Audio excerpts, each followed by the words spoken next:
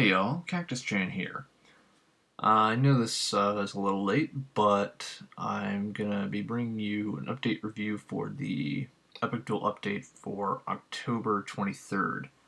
Uh, so this was another balance update, much like the last one. There are a lot of changes to go over. Some I agree with, some I don't. So we're just gonna hop on over here and see what we're looking at. So, we had some changes to Cyber Hunters, Tactical Mercenaries, Blood Mage, and Tech Mage.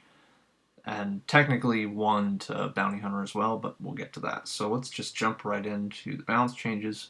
I won't really be on this screen as much for this segment because it's not just for one class, so I'll mostly be over on this side. So let's take a look at Tech Mage first. So Field Medic received a buff, so the values were increased for all levels, and the stat improvement was +1 per 2.2 before, if I remember correctly, or point per 2.5. So it's 0.2 per 2.2 now. I'm having trouble with my words that start with P apparently. So that's an interesting buff. I agree with that buff actually. Tech Mage is a class. It doesn't have any passive shields. It does not have bloodlust. So having that kind of sustain is a good thing. Obviously, it already has good energy to sustain, but it also needs good health regen. So I like that. Here is probably the most controversial change in the whole update. So before this update, it was +1 technology per 5 support. So this is a very significant buff. This is basically a 33% buff. A good way to think about this in terms of power would be to compare it to Bunker Buster, which is currently +1 damage per 0.4 technology. That would be the equivalent of making that +1 damage per 0.3 technology. And if you are familiar at all with how scaling like that works, you will recognize that that is very, very strong. That's basically what they've done with Malfunction here, because 3.8 is about 3/4 of what 5 was. So this has facilitated this and the field medic change have facilitated the rise of strength/support tech mages. They have proliferated extremely rapidly in EpicDuel and are currently rampaging far and wide in 1v1 due to now a very strong malfunction, great energy regeneration with reroute and assimilation, which improves with strength, obviously, and cores such as Blood Bullet, Skullcracker, and Improbability Gate. And with revitalization for a full heal, it becomes very difficult to beat them in any capacity. So I'm kind of okay with a malfunction buff, but it should not have been this strong. I think it should have been +1 per 4.5. I think would have been more fair because it wouldn't have made it really overpowered like it is right now. Because keep in mind, malfunction doesn't only decrease your resistance; it also decreases your technology, which is gonna, decrease certain skills, gonna decrease your robot, which is key for focus builds. So a lot of builds are really gonna struggle against this. And then this was an interesting change. So Nanotech Shield replaces Defense Matrix. I'm not sure that I entirely agree with that because the thing is, Tech Mage has a resistant shield in the form of Technician. Technically, it improves technology, but that also improves resistance. And Defense Matrix was kind of the defense shield for the class. Now, it's my opinion, and the opinion of quite a few others, that every class should have some sort of shield for both damage types. And by removing Defense Matrix, it kind of doesn't do that. I mean, Nanotech Shield, it does reduce damage, but it's not really defense-based. This is what was making Cyber Hunter so weak against Bounty Hunters. And so, if it weren't for the fact that Malfunction is now so strong, and Strength Support Tech Mages are so strong, this class would also get completely slaughtered against Bounty Hunter because of their high physical damage output. So once Malfunction is changed, and I think it should be, this class is going to completely get destroyed by Bounty Hunter and any other class that deals high physical damage. Now, they did change it a little bit, so you'll notice that the values are a little different. They're 10% lower than they were on Cyber Hunter, and that's because of this little thing right here. So this is actually a typo. It should say 10% enhancement of base stats. So it does improve your base stats by 10%, which isn't necessarily bad, but the problem is that you have to waste a turn applying it, and it costs a good amount of energy, even if it's only at level 1. So I can see that being useful in certain situations, especially for more tanky builds, but as far as I've seen, caster mages are not nearly as good as strength support mages now, just due to these two changes up here. That, by the way, kind of tells you how delicate the balance is. So I'm not a huge fan of this. Maybe buff the enhancement a little bit more. But honestly, I don't think you can buff this too much without making it completely broken for tanky builds. So that is that. I won't say that this should be reverted just because of what happened with Cyber Hunter, which I'll get into right now. So Cyber Hunter, as a result of losing Nanotech Shield, it gets defense matrix. This was absolutely a good change because this way Cyber Hunter now has a good... it always had great resistance, thanks to the fact that, it ran focus builds or high resistance builds in general. And obviously with Plasma Armor as a passive to augment that, it always had great resistance, but it always struggled against physical damage because it really did not have any way to mitigate physical damage very well. So Defense Matrix is back on Cyber Hunter like it was originally before Nanotech Shield was a thing. The scaling is significantly less than it was on Tech Mage. On Tech Mage it was +1 per 0.35, here it's 0.55, but I still think that this is a good change. This was kind of one of the things that people were talking about for a while, so I think that tanky builds kind of could thrive now, but the problem, which I'll kind of get into when I talk in the rest of this segment about Cyber Hunter, is that it can't really deal damage. So Plasma Grenade was slightly buffed. I still think that this is kind of ineffective.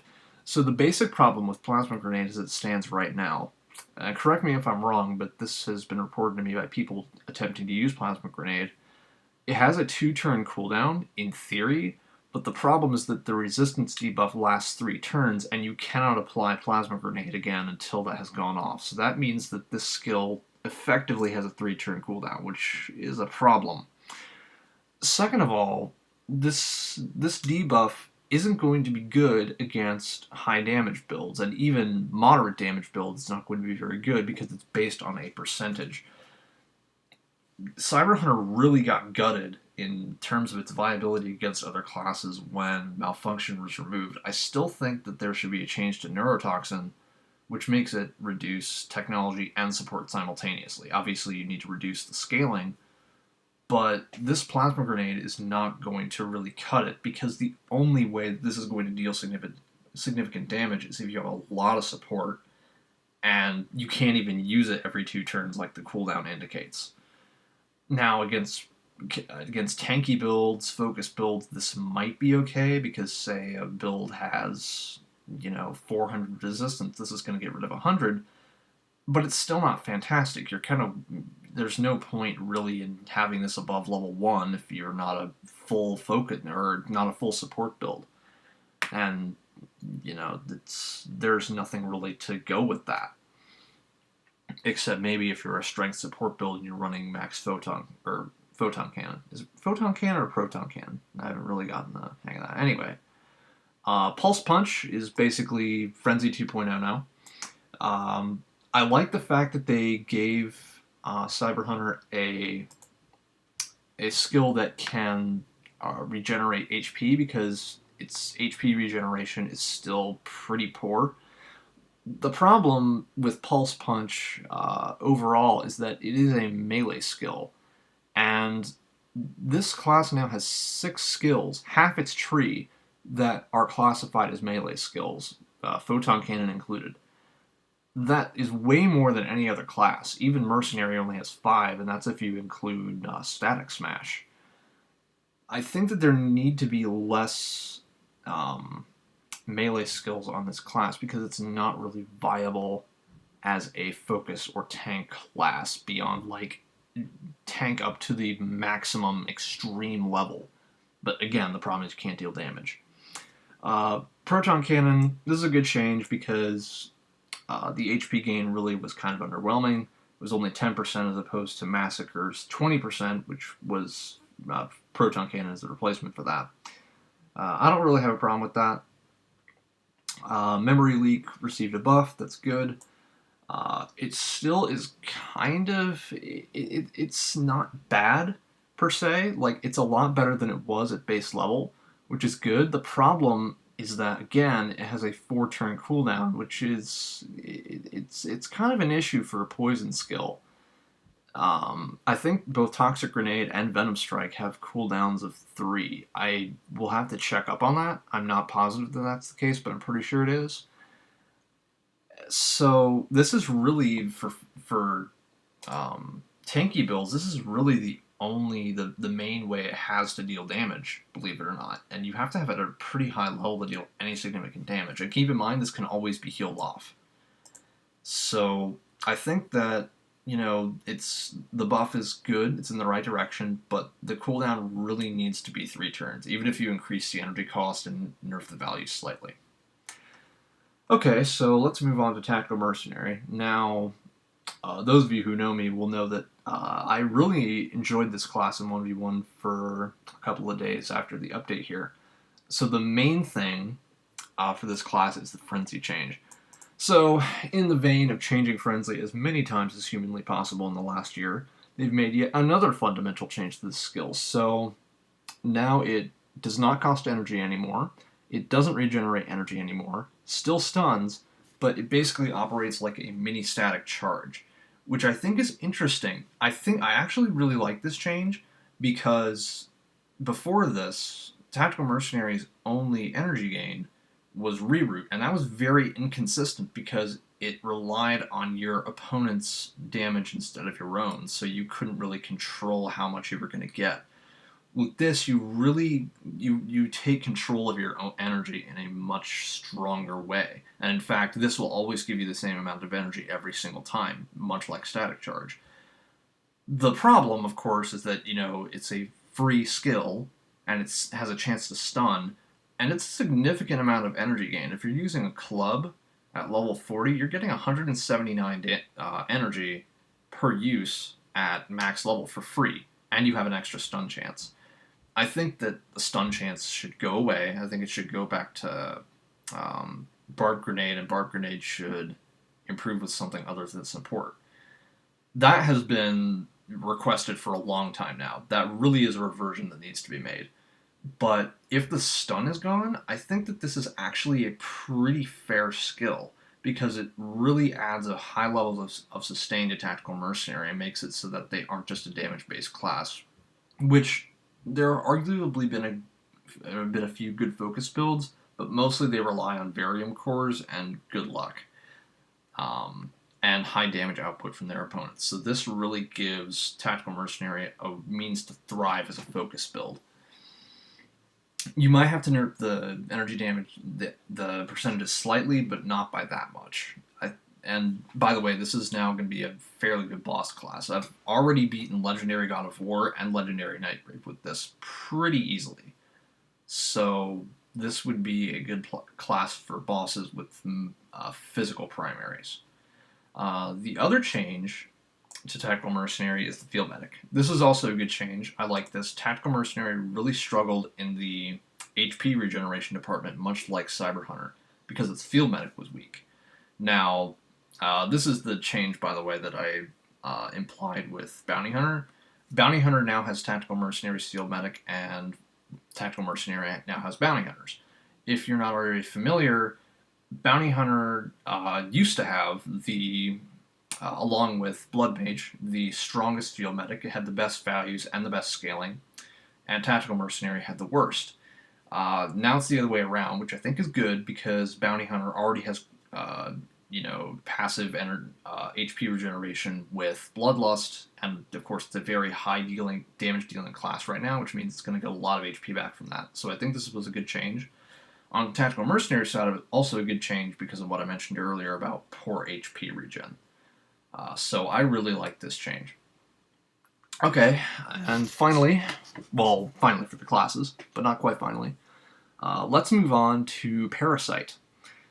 So I don't think this was really necessary as far as Blood Mage goes. Blood Mage is already a pretty solid class.